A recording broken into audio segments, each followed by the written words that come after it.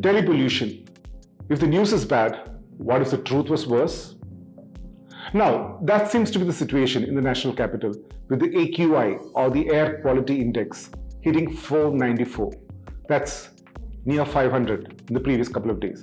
That's shocking news for any Indian to realize that the national capital is basically a gas chamber of deadly toxins and a harsh reality of dust, dirt, fog, and noxious fumes outside the window for residents of Delhi, Gurgaon, and Noida.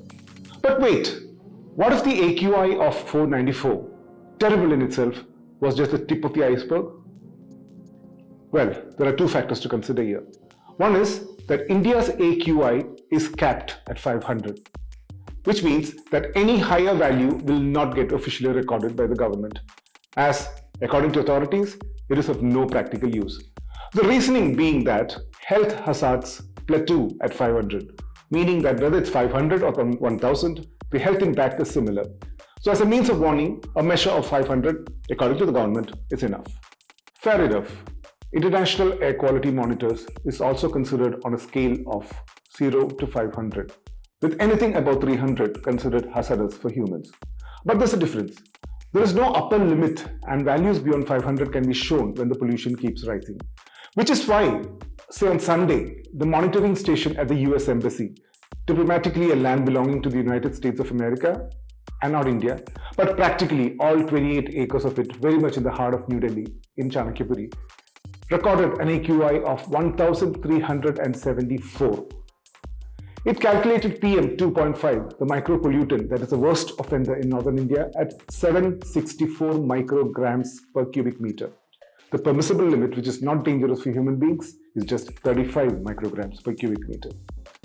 What is worse has been the effort of the authorities to play down the effect, not just in AQI readings, but even for the reason. For example, it was claimed, and it received widespread coverage, that pollution was actually lower this Diwali. But going by medical practitioners, as well as common citizens on the ground that the week spoke to, it's hardly the case.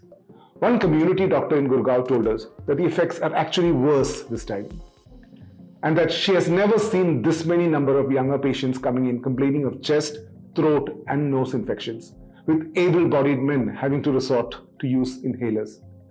While the jury is still out on who the culprit is, stubble burning, construction, or is it vehicular pollution?